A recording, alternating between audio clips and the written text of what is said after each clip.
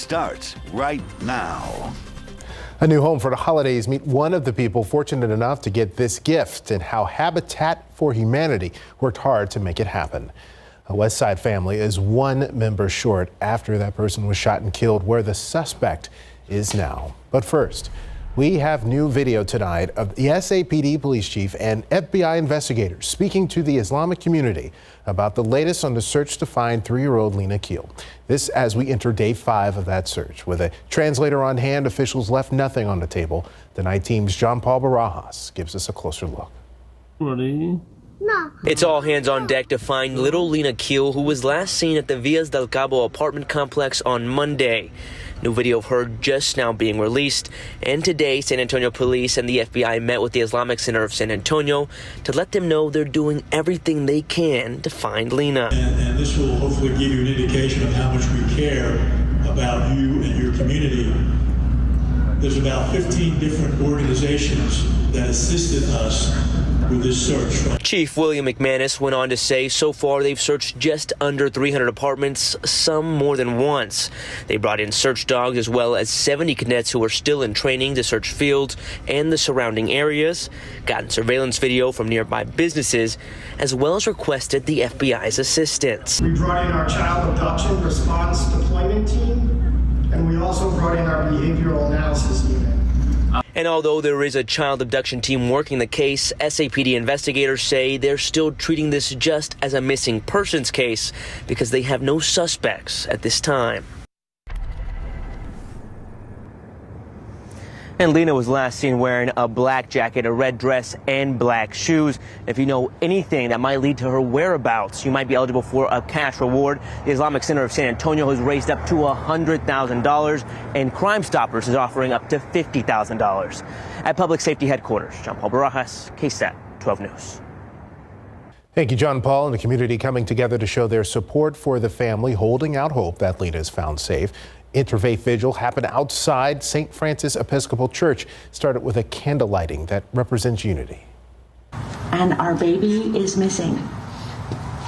And we, at this point, are very united in a safe return for her.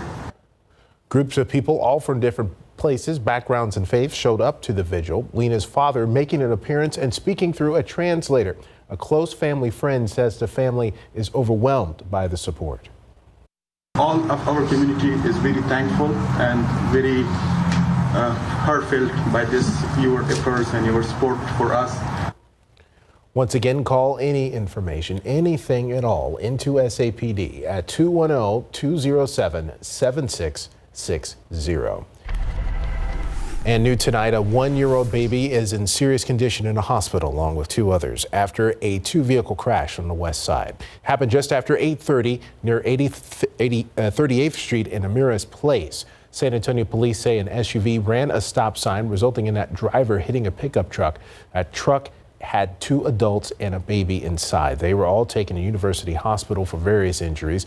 As for the SUV driver, police say he is being detained and is under evaluation for DWI. A man is dead and police are searching for his killer tonight on the far west side. The victim shot this afternoon in front of a house on Kernan Street near Ray Ellison and Highway 90. Police say the victim talking to another man when that person pulled a gun and fired. The victim hit in the torso. He staggered into the home.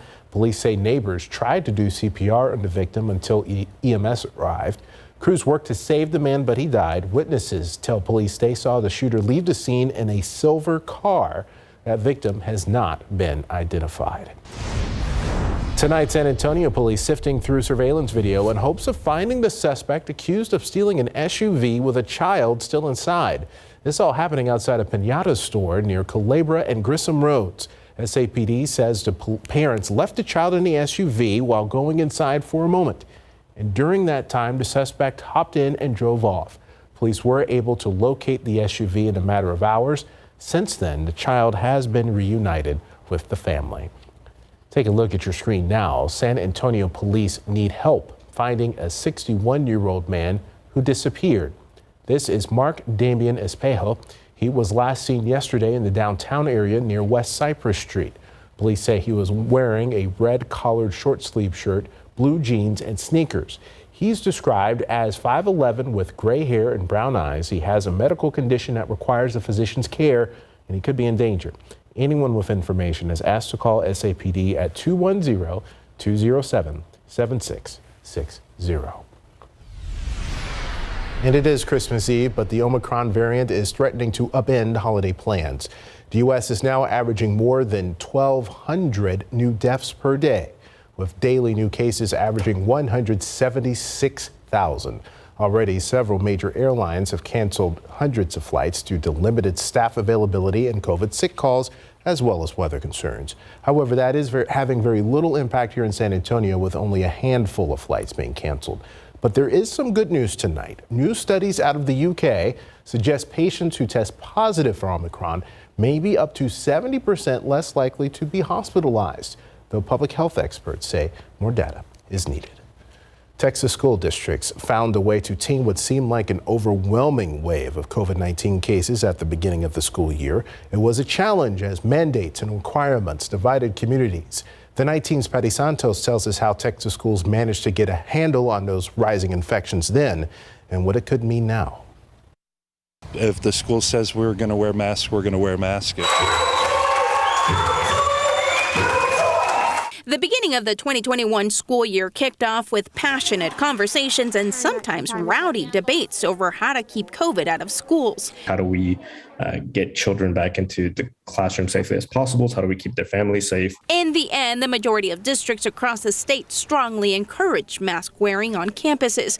Brian Lopez is the public education writer for the Texas Tribune. He's keeping tabs on dropping COVID-19 trends across the Lone Star State. It kind of, has calmed down a lot. You're not seeing those crazy COVID cases in schools right now. That's a similar trend for 3 of the biggest school districts in Bexar County, too. In early September, NEISD had nearly 500 cases. That number was under 160 at the beginning of December.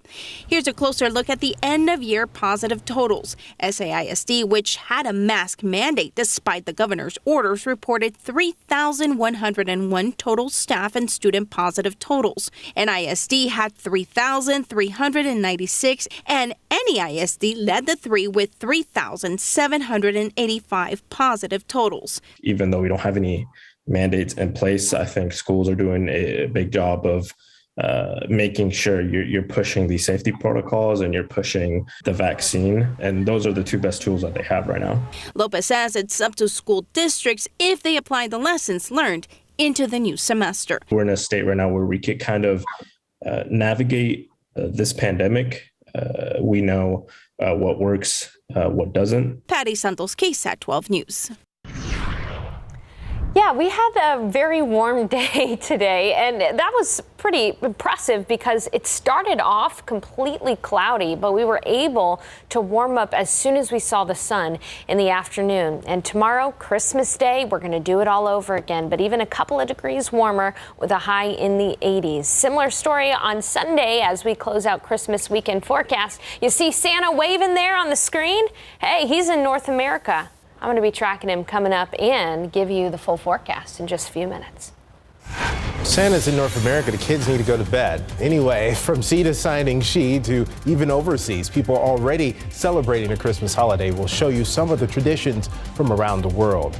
Habitat for Humanity is not letting the supply chain crisis get in the way of building homes, the challenges they faced, and why those who received homes are still grateful. This SA Salute holiday greeting is brought to you by the Joe A. Gomez Law Firm. Hello, my name is Joseph Gomez. This is my wife, Lauren, my sons, Jordan, and JB. On behalf of everyone here at the Gomez Law Firm, we'd like to wish our armed forces serving across seas and our veterans as well here a safe and happy holidays. Merry Christmas. Happy holidays.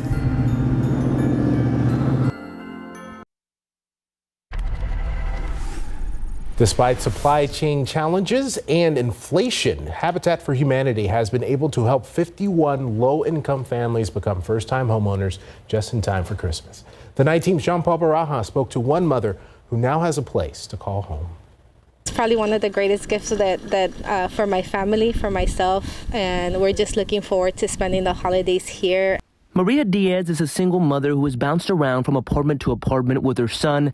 never feeling like any place was actually their own until now. Congratulations, you're our last homeowner this year. Thank you. And in today's housing market, she considers Habitat for Humanity a blessing for making it happen. I did look at other options before Habitat, and it wasn't going to be affordable for me because you're looking for a dream and it's like impossible, but now I know it's possible. Her affordable home even more meaningful because she had a hand in building and painting it. Seeing her home go up piece by piece, she wasted no time envisioning what it would look like furnished. So my Christmas tree is going to go right here, right next to the window. I want to show it off.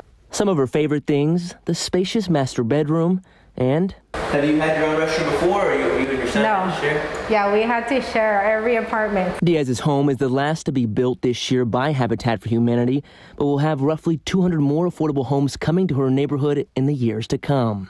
It's just exciting because it's beautiful. I love it. I love the fact that there's more space.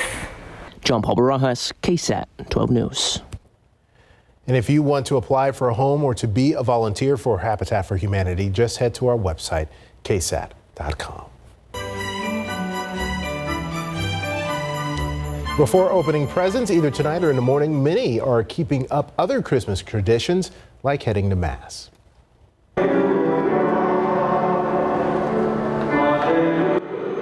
This is video from earlier today at the San Fernando Cathedral at one of their many masses today. Dozens of parishioners showed up to honor the birth of Christ. For many, the Christmas season isn't complete without going to a service or two. And those Catholic traditions not only happening here in Alamo City, but also all over the world, along with other holiday traditions. From Pope Francis to President Joe Biden, Cole Higgins takes us to Christmas Eve celebrations. Celebrations start early in the biblical city of Bethlehem. Parade marchers carrying flags and playing instruments strolled down Star Street, said to be the route Mary and Joseph took to the city. And in the Catholic capital of the world, Pope Francis celebrates Christmas Eve Mass from Vatican City. God bless us, everyone. Meanwhile, in the UK, the royal family marking the season with a virtual reading of a Christmas classic. A Christmas Carol is a story which, in so many ways, began Christmas as we know it today. Closer to home, the first family spreading cheer during a visit to Children's National Hospital. Hi, honey, how are you?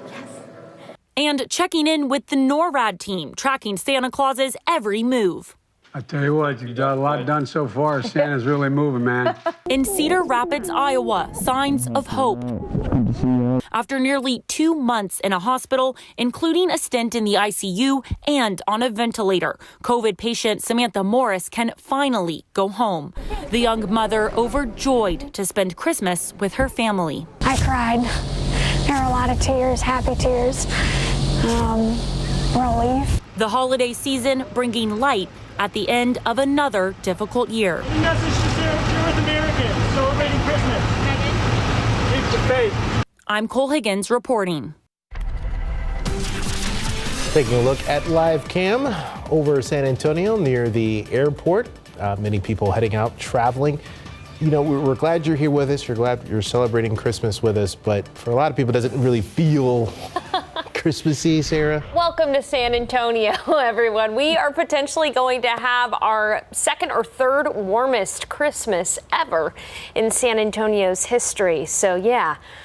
It feels a little warm out there, but let's go ahead and check in on Santa Claus. There he is. He was last seen in Albany, New York, so he's close. So make sure the kids are in bed soon. Now, he's so far delivered 5.7 billion presents, and we're tracking along with NORAD, and they've added a nice little touch there on St. Nick. He's wearing that mask.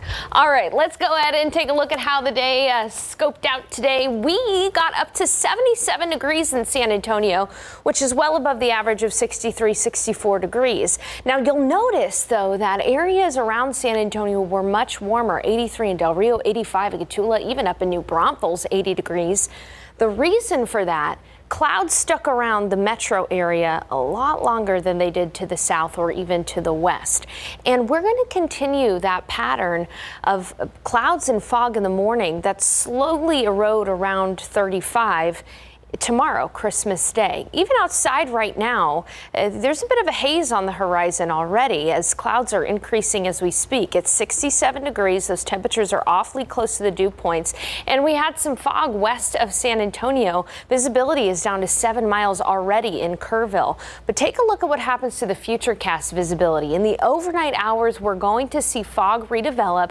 And tomorrow morning, early Christmas morning, if you're planning on traveling to Grandma and Grandpa's around the metro area, just know that visibility early in the morning will be reduced to less than a mile in some places because of fog and even some patchy drizzle as well. And then watch what happens. That cloud deck is slowly going to erode tomorrow morning. It's going to be gray for most of the morning and cool, 60 degrees in the morning.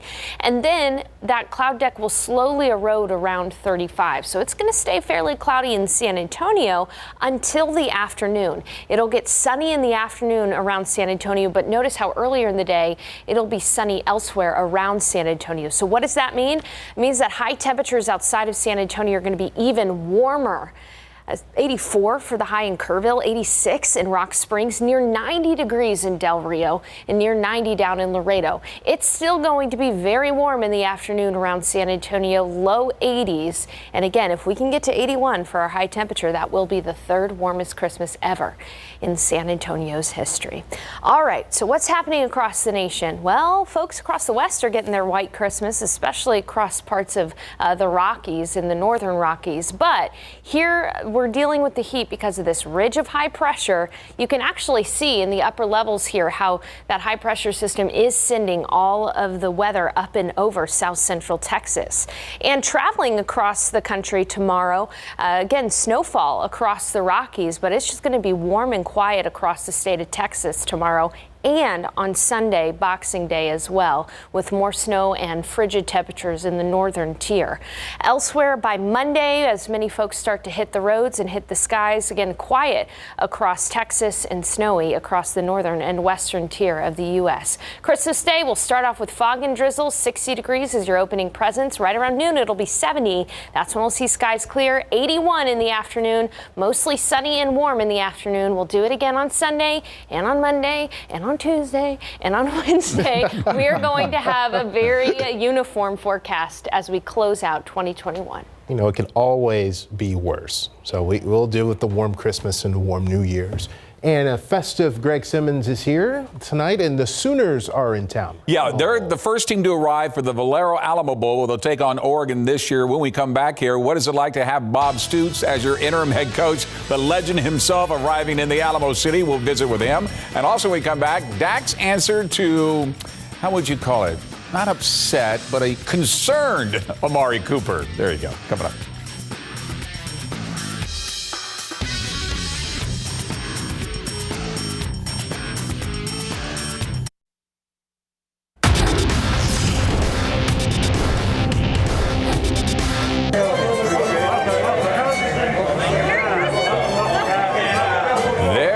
Oklahoma Sooners become the first team to arrive for the 2021 Valero Alamo Bowl in Big Board Sports.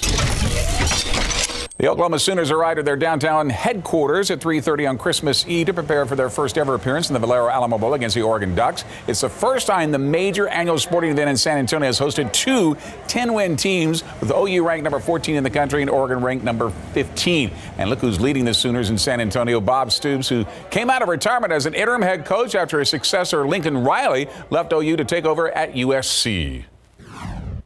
Just enjoy San Antonio. This is a great town, a great city. The bowl people are always great to you, so just enjoy the experience. But like always, the best part of any bowl is having an opportunity to win, and so that's what they'll end up remembering the most. Good to have him back on the sidelines. For the players, there's been a lot of uncertainty since Riley departed Norman so rapidly to take over the Trojans program. But for them, what is it like for an OU legend like Stoops to step in and take over for the Valero Alamo Bowl before Brent Venables steps in as their new head coach? Bob has done a great job of bringing energy. All the coaches are ready. especially the old guys, me being my last one, making sure everybody's good to go. Also kind of like a known standard of like the way to practice being Coach Stoops has a background he does have. You know, all of us are playing for a Hall of Fame coach, and we definitely understand that and the way we conduct ourselves during practice. So I think it's been fun for us and dynamic for us, and everybody, you know, just rallies around him. All right, for Stoops, this is a chance to face the Ducks after the Sooners' controversial 34-33 loss to the Oregon Ducks back in 2006, and the officiating crew incorrectly awarded an onside kick to Oregon. The Ducks arrive tomorrow on Christmas Day. The game is Wednesday at 8:15 p.m. in the Alamo Dome. Pro football coverage, powered by Davis Law Firm. The Dallas Cowboys have clinched a playoff spot for the first time since 2018. That's after the San Francisco 49ers lost to the Tennessee Titans last night on Thursday Night Football. Now they will try and clinch the NFC East title by beating the Washington football team on Sunday Night Football. One way the offense can improve, according to veteran wide receiver Amari Cooper, is targeting him more in these last 3 games. Coop vented during an appearance on a Dallas radio station. I gotta be honest, it actually does. Because, yeah, we're winning, but the defense is playing a huge part in that. You know, we're not really as explosive as we should be. We're not converting a lot of their turnovers to touchdowns. A lot of them are field goals, and I feel like I could be a huge part of that, you know, so that's what frustrates me. So what does Cowboys star quarterback Dak Prescott have to say about Amari Cooper's frustration after the Dallas D had 4 takeaways, the result in only 2 Cowboy touchdowns against the Giants in New York? You want to get the ball to him. You'd much rather have a guy saying that and a guy hungry for the ball than him shying away from it in critical situations or just when you need to. So, yeah, it's a balance. I mean, you got a lot of playmakers on this team and on this offense, particularly when you're talking about the receivers. Not just those 3, but the guys I said and Malik behind him, and then you've got 2 great backs that it's only one ball. So, I mean, he understands that. He does whatever he can to help the team when he's not getting the ball, but yeah, we'd love to get him the ball more as much as some of the other guys. All right, the Cowboys will be 10.5-point favorites at kickoff on Sunday night. The Spurs coming home after their best road trip of the season that included back-to-back wins to shut down the Staples Center. Next. For the second time in the storied rivalry between our San Antonio Spurs and Los Angeles Lakers, the Silver and Black closed down another venue for the Purple and Gold. In May of 1999, during the playoffs, Spurs shut down the Fabulous Forum before advancing and winning their first ever NBA title that year. And after back-to-back wins against the Clippers and the Lakers last night, the Spurs have ended the Staples Center run. Before that venue becomes the Crypto.com Arena tomorrow. And in doing so, dominate LeBron and the Lakers from start to finish. Derek White had 23 points. Right behind him off the bench was Lonnie Walker IV with 21, including 4 3-pointers, part of the Spurs' 18 3-pointers on the night, but it was a performance of Keita Bates-Diop that stood out. A career-high 30 points on 11 of 11 shooting, the first Spurs player to do that since Fabricio Alberto back in 2006 in the 138-110 rout. You know, 4 or 5 or 6 of us don't play consistently minutes every night, but all of us stay ready at all times. We play every day. We talk about what to do when we get in the game. So whenever that time comes, all of us are always ready. Keita's a very, very smart individual on the court and off the court. And he does what he needs to do on the team, which is cutting, you know, being open, finding himself open. And, you know, and we found him. You know, he continued to cut. He continued to make the right reads, and things were going his way. All right, they're back home tomorrow. They get Christmas Day off, and they play on Sunday at 6 o'clock. A very early Merry Christmas to you, Samuel, to Sarah, and, of course, all the folks who are working with us tonight. Right. Thank you very much, Greg. I appreciate it. Same here. And we'll be right back. Check this out. You're looking at a birthday celebration for retired Colonel Irvin Cooper, who turned 100 today on Christmas Eve. His friends call him Buddy. He was a U.S. Army officer who served during World War II, the Korean War, and the Vietnam War. He finished out his career at Fort Sam, has lived in San Antonio ever since. And Sarah, he said he's feeling fine and is looking for 100 more. Wonderful. And his wife is 97. They've been married for 75 years. We'll see morning fog and drizzle tomorrow with a high temperature near 81. It's going to be warm tomorrow and for the remainder of 2021. Samuel, there's nobody else I'd rather anchor with on Christmas Eve. Well, thank you. Merry Christmas to you and Merry Christmas to you out there. Merry Christmas. We'll see you tomorrow.